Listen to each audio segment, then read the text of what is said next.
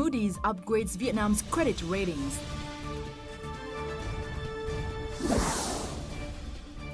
M&A trend in Vietnam's banking system.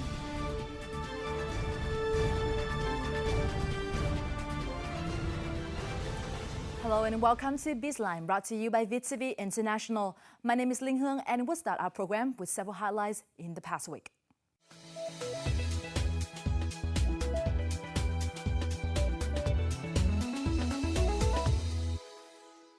This year's economic growth rate goal of 5.8% is unlikely achievable in the absence of firm instructions and high resolution.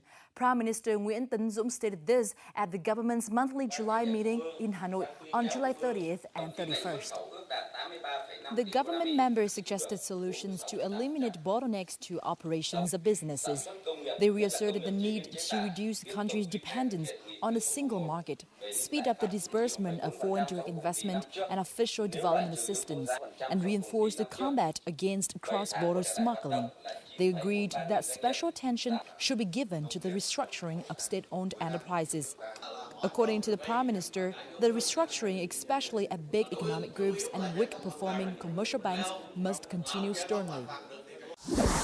Moody's Investors Service upgraded Vietnam's credit rating on July 29th, reflecting its continued macroeconomic stability. The ratings firm said it has raised the government bond ratings by one notch from B2 to B1 with a stable outlook. Moody's said Vietnam's banking system has stabilized and risks to the government's balance sheet are likely to remain limited. However, the firm noted that the overhang from a decade-long credit boom manifested in a large stock of non-performing loans continues to constrain the banking sector. Vietnam's consumer confidence picked up in July, partly thanks to the easing of political tensions, according to a recent survey by ANZ Roy Morgan Vietnam. The index measuring Vietnam consumer confidence increased by 3.1 points to reach 134.1 in July, to stand well above the 2014 average of 131. In terms of personal finances, 34% of Vietnamese people say their families are better off than a year ago, while 19% say their families are worse off. About 55% expect their families to be better off financially this time next year, compared to 6% who expect their families to be worse off. Vietnamese export of leather and footwear have long depended upon foreign direct investment or FDI businesses, with 77% of the total export value coming from foreign enterprises. Competitive labor costs have attracted FDI inflows as well as orders from Taiwan and South Korea. Contributions from the FDI sector promote export growth in the industry and provide jobs for laborers. Local firms have received management experience, modern technologies, and access to the value chain. However, the significant presence of FDI companies in footwear exports reflects the low level of competitiveness of domestic businesses. The sector should put in place effective and long-term solutions to balance the proportion of exports between Vietnamese and FDI enterprises, as the FDI sector has an advantage in capital, experience, and technology.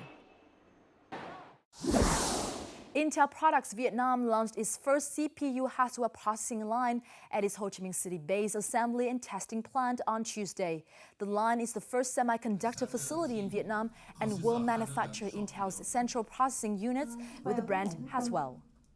Sherry Bogle, General Manager of Intel Products Vietnam, said the Haswell debut was an event of great significance for Intel, and Ho Chi Minh City plant is on track to meet its targets and contribute to the group's assembly and testing capacity globally. Intel Products Vietnam was initially launched to manufacture chipsets for laptops and mobile devices.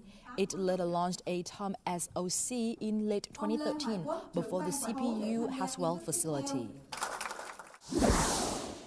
Vietnam now has more opportunities to ship dragon fruit to choosing markets such as the United States, Japan, South Korea, and Taiwan because local scientists have found a new way to protect the fruit from melon fly disease. The Plant Protection Department is cooperating with local scientists in a study to sterilize male flies which harm the dragon fruits.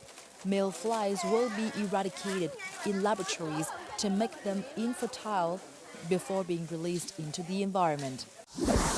Those are the highlights in the economic scene for the past week. Up next, we'll talk about the M&A trend in Vietnam's banking system in our crosstalk.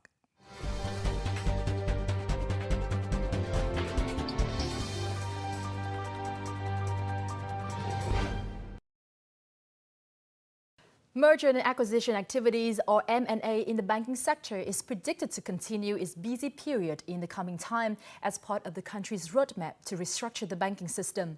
According to the State Bank of Vietnam Governor Nguyễn Văn Bình, about 6 to 7 more banks will be conducting M&A practices, and the trend will continue in a bid to strengthen financial system and restore confidence in the market for the banking sector. In this week edition of Crosstalk, we are going to discuss more about the picture of M&A in the banking sector and the trend going forward with Mr. Tào Minh Dương, head of the investment banking department of Bảo Việt Securities Company. Let us now take a quick look at several notable M&A deals in this sector for the past few years before we begin our discussion. Since 2011, the merger deals of 3 banks, SCB, Tín Nghĩa Bank and Vietcombank, has opened up a new wave of mergers and acquisitions activities in the country's banking sector. Until 2020, 2 more big deals were also conducted, including Saigon Hà Nội Bank SHB, Bang Habu Bank and Doji Bang Tiên Phong Bank. Towards the end of 2013, besides GP Bank, other banks in the 9 Wicked Bank group had successfully restructured by merging with each other. And since the beginning of 2014 until now, 3 notable M&A deals are Southern Bank merging with Sacombank, PG Bank with Vietinbank, and Mekong Development Bank or MDB with Maritime Bank. In terms of policies, the State Bank of Vietnam has set a target of maintaining about 15 strong banks by 2017. This is seen as one of many drivers for more M&A activities to take place in the time to come.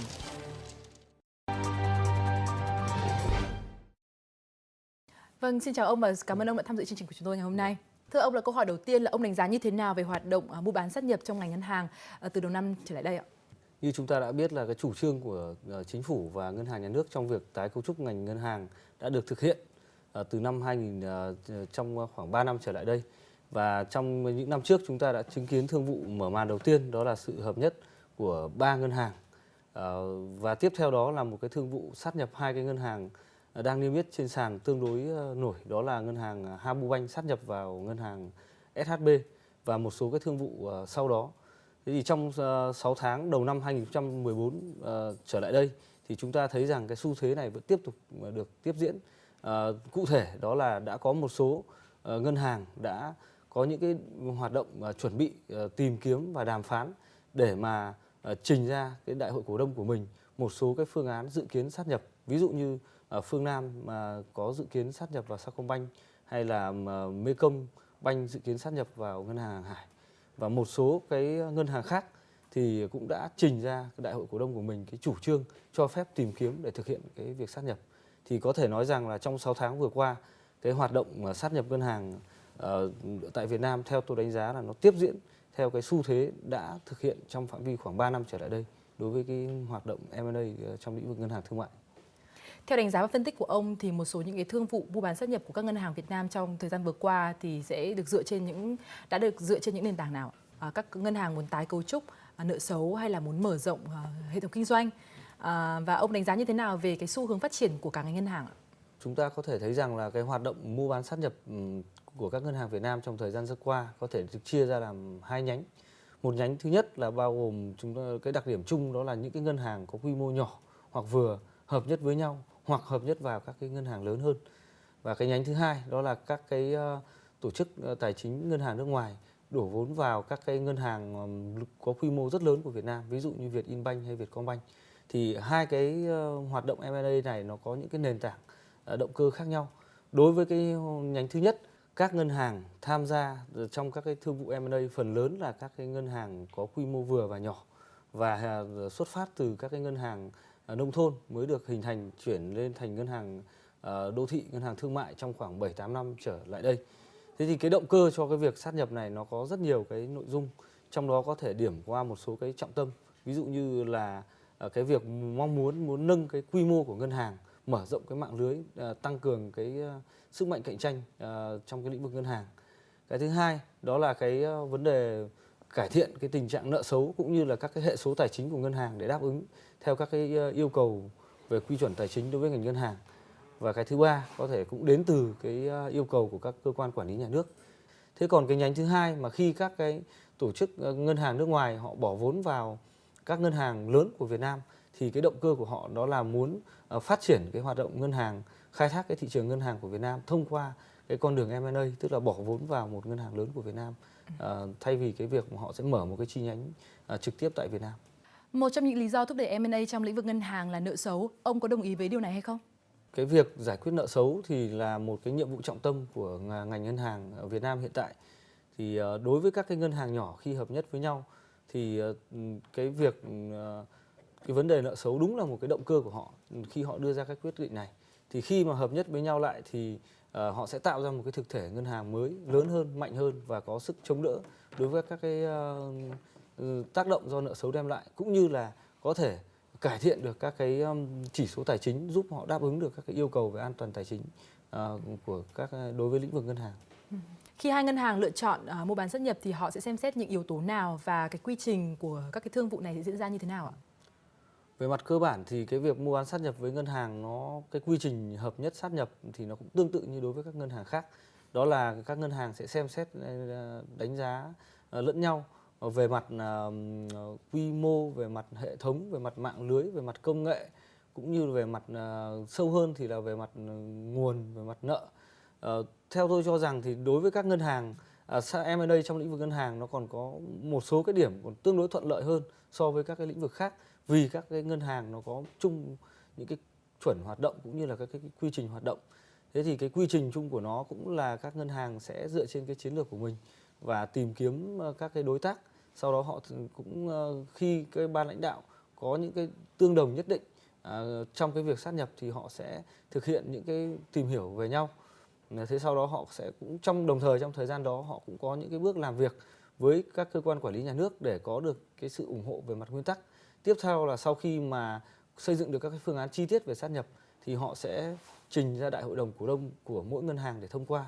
Sau đó họ làm các cái thủ tục về mặt chứng khoán và mặt liên quan để thực hiện sát nhập. Và cuối cùng đó là họ đệ trình để nhận được cái sự chấp thuận cuối cùng của ngân hàng nhà nước công nhận cái việc hợp nhất sát nhập giữa hai ngân hàng. Thì đến lúc đó thì sẽ kết thúc cái quy trình M&A giữa hai ngân hàng hoặc là nhiều ngân hàng.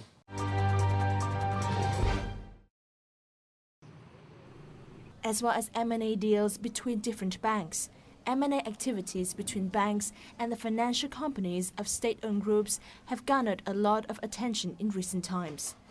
For example, VP Bank acquired Vinacomin Finance Company, and Western Bank and Petro Vietnam Finance Corporation merged to create PVCom Bank. Each of these deals had their own challenges.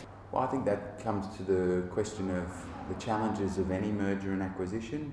If you're buying a portfolio or buying a business, such as consumer finance, obviously it depends on the condition of that business. If it's in a healthy condition, there are generally less problems. If it's in a poor financial condition, then the bank would need to be very careful about how it integrates and how the systems and the financial risks are managed. Again, I think there's different types of companies in the marketplace. Some healthy, some not so healthy. So this is one of the challenges in any acquisition, is to really understand the health of the business that you're investing in. In addition to predicting a busy M&A scene in the banking sector, experts at the recent press conference for the Vietnam M&A Forum, due to take place on August the 7th, also presented other optimistic views of M&A activities in general, with many Japanese investors displaying a particular interest. I think the number one is the friendship. I think it's Vietnamese people's friendship is the most attractiveness for Japanese companies, I think. Second one is, of course, the growing market.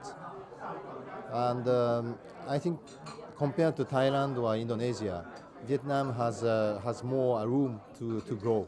So that the gap is the second attractiveness for Japanese companies. At the annual Vietnam M&A Forum on August the 7th, experts will discuss the new M&A wave for the period from 2014 to 2018. This wave comes at a time when the economy is recovering and institutional and legal restructuring is being propelled, as evident in the issuance of various revised laws, like the investment law, the enterprise law, and the securities law.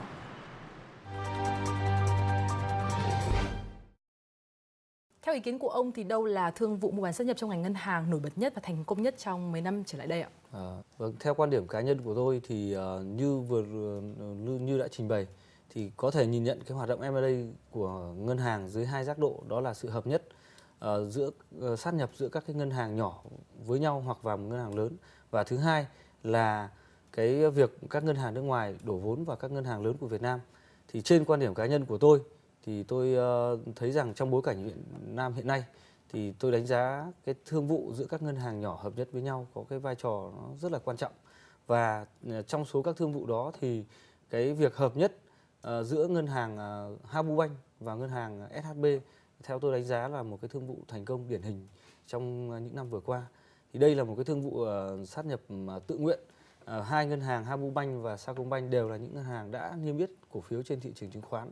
Và sau khi cái sự sát nhập này diễn ra thì cái thương hiệu còn lại đó là thương hiệu SHB, và nhờ thông qua cái vụ sát nhập này, SHB họ đã tăng mạnh được cái số lượng nhân viên, số lượng các cái điểm phòng giao dịch, rồi cái quy mô vốn của họ đạt 9.000 tỷ đồng và tổng tài sản đạt trên 100.000 tỷ đồng theo cái con số nêu tại cái đề án tái cơ cấu của hai ngân hàng này.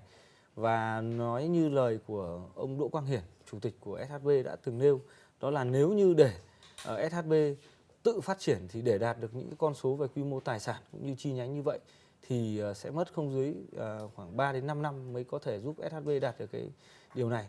Thì qua những cái con số đấy thì tôi thấy rằng cái việc hợp nhất giữa Habubank và SHB nó cho thấy cái phản ánh tất cả những cái tiêu chí, những cái sự kỳ vọng của một cái thương vụ hợp nhất sát nhập giữa hai cái tổ chức nói chung hoặc cụ thể là hai ngân hàng nói riêng, vừa giúp tạo ra một cái thực thể ngân hàng mạnh hơn, quy mô rộng lớn hơn và có sức cạnh tranh cao hơn. Hiện tại thì ông nhận thấy là các nhà đầu tư nước ngoài có mối quan tâm như thế nào đối với mua bán sát nhập trong ngành ngân hàng của Việt Nam ạ? Có thể nói rằng là đối với cái thị trường ngân hàng bán lẻ hoặc là thị trường ngân hàng cho các cái doanh nghiệp nhỏ và vừa thì luôn là tiềm năng ở Việt Nam và được các cái nhà đầu tư nước ngoài quan tâm. Thì đối với cái hoạt động đầu tư của nhà đầu tư nước ngoài vào trong lĩnh vực ngân hàng của Việt Nam thì nó đã diễn ra tương đối lâu. Nếu điểm lại các cái làn sóng thì chúng ta có thể thấy rằng là có một cái giai đoạn khoảng độ những năm 2004, 2005, 2006, các nhiều tổ chức ngân hàng nước ngoài đã bỏ vốn vào các cái ngân hàng của Việt Nam như Techcombank hay là Sacombank hay là Á Châu, Đông Á, vân vân.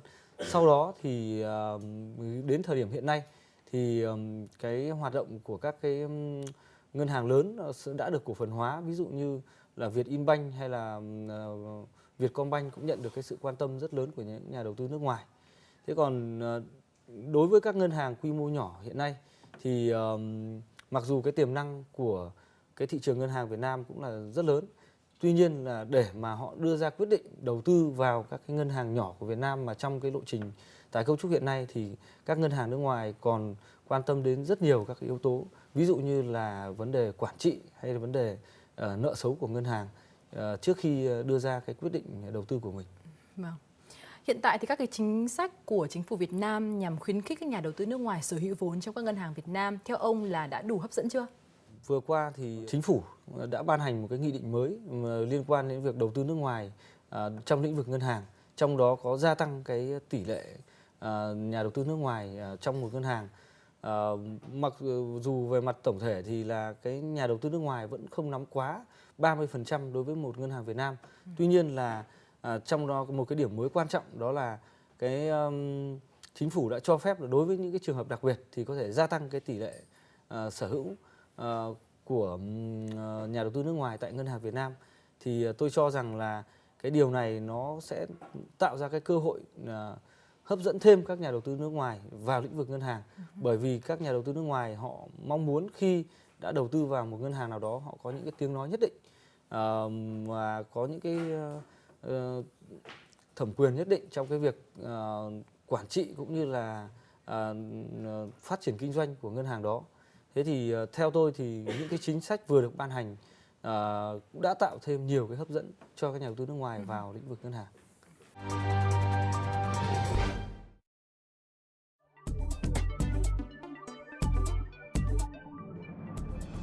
I think that the M&A trend in the banking sector will continue.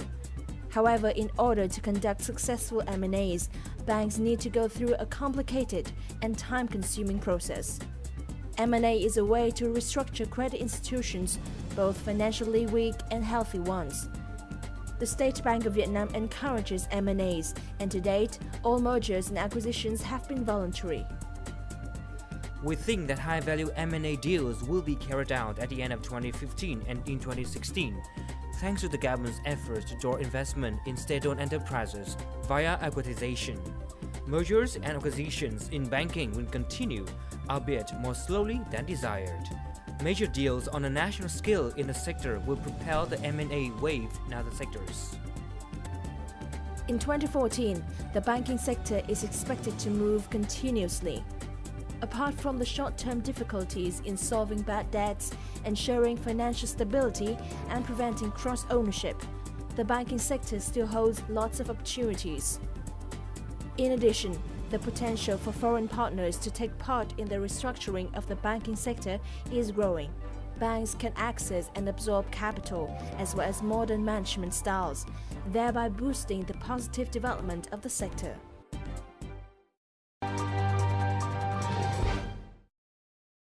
Vậy thì theo ông, xu hướng mua bán doanh nghiệp của khối ngân hàng Việt Nam trong thời gian tới sẽ diễn ra như thế nào và điều đó sẽ có tác động như thế nào đối với thị trường ngân hàng Việt Nam ạ? Vâng, như chúng ta đã biết thì là cái thị trường hoạt động M&A trong lĩnh vực ngân hàng tại Việt Nam thời gian vừa qua thực hiện diễn biến trong hai cái nhánh chính. Một là bỏ vốn vào các cái ngân hàng lớn, các cái ngân hàng nước ngoài bỏ vốn vào ngân hàng lớn. Và cái thứ hai là các ngân hàng nhỏ hợp nhất sát nhập với nhau hoặc hợp nhất sát nhập vào một ngân hàng lớn hơn. Thì theo quan điểm của tôi thì trong thời gian tới cái hoạt động M&A trong lĩnh vực ngân hàng tại Việt Nam vẫn tiếp tục theo hai cái xu hướng này. Tức là giữa các ngân hàng nhỏ vẫn diễn ra cái sự hợp nhất sát nhập lẫn nhau hoặc hợp nhất sát nhập vào các cái ngân hàng lớn để tạo ra các cái thực thể ngân hàng mạnh hơn, lành mạnh hóa về tài chính, rồi cơ cấu lại các cái khoản nợ, cải thiện các cái hệ số tài chính. Bên cạnh đó thì các nhà đầu tư nước ngoài, các ngân hàng nước ngoài vẫn tiếp tục tìm kiếm các cái cơ hội đầu tư vào các ngân hàng Việt Nam để khai thác cái thị trường ngân hàng đang rất tiềm năng ở Việt Nam. Thì nói tóm lại quan điểm của tôi là thị trường cái hoạt động M&A trong lĩnh vực ngân hàng vẫn tiếp diễn những cái xu hướng như đã diễn ra trong các năm vừa qua. Vậy thì ông đánh giá như thế nào về vai trò của M&A trong số các giải pháp để thực hiện đề án tái cấu trúc hệ thống tín dụng từ năm 2011 đến năm 2015 của chính phủ ạ? Vâng, có thể nói rằng là từ năm 2011 đến 2015 chính phủ cũng đặt ra cái nhiệm vụ trọng tâm là tái cấu trúc cái hệ thống tín dụng. Trong đó là đối với những cái tổ chức tín dụng mạnh thì cần phải tiếp tục tăng cường cái sức mạnh của họ, làm sao họ có cái sức cạnh tranh cao hơn nữa. Còn đối với những cái tổ chức tín dụng khác thì cần phải đẩy mạnh cái năng lực tài chính, tăng cường cái xử lý nợ xấu. Thì như chúng ta đã biết rằng với cái xu thế trong lĩnh vực M&A như đã nêu thì cái M&A đúng là một cái công cụ tốt để giúp thực hiện cái chương trình tái cấu trúc này. Ví dụ như là với sự tham gia của nhà đầu tư nước ngoài vào các cái ngân hàng lớn tại Việt Nam thì cái sức cạnh tranh của ngân hàng cũng sẽ tăng lên. Cái sự hỗ trợ của các định chế tài chính nước ngoài trong lĩnh vực quản trị, lĩnh vực điều hành, việc xây dựng chiến lược phát triển sản phẩm cũng sẽ giúp các ngân hàng Việt Nam dần dần vươn đến cái tầm của khu vực. Còn đối với các cái ngân hàng nhỏ thì khi họ hợp nhất lại với nhau hoặc hợp nhất vào các cái ngân hàng lớn thì sẽ giúp tạo ra một cái thực thể mạnh hơn, giúp cái quy mô rồi năng lực tài chính được cải thiện, các cái hệ số tài chính của ngân hàng sẽ dần đáp ứng được cái quy định của Việt Nam cũng như là của thông lệ quốc tế trong lĩnh vực ngân hàng. Nên là nói tóm lại tôi thấy rằng cái M&A trong lĩnh vực ngân hàng sẽ là một công cụ quan trọng giúp thực hiện cái đề án tái cơ cấu ngân hàng của chính phủ giai đoạn từ 2011 đến 2015. Vâng, xin cảm ơn ông về những đánh giá và phân tích mà ông vừa chia sẻ với chương trình. Xin cảm ơn chương trình. The government already approved a plan of restructuring credit institutions from 2011 to 2015. Since then, there have been enormous efforts from local banks to fulfill the plans. One of them is merger and acquisition. There are local banks merging or foreign banks acquiring stakes at large financial institutions.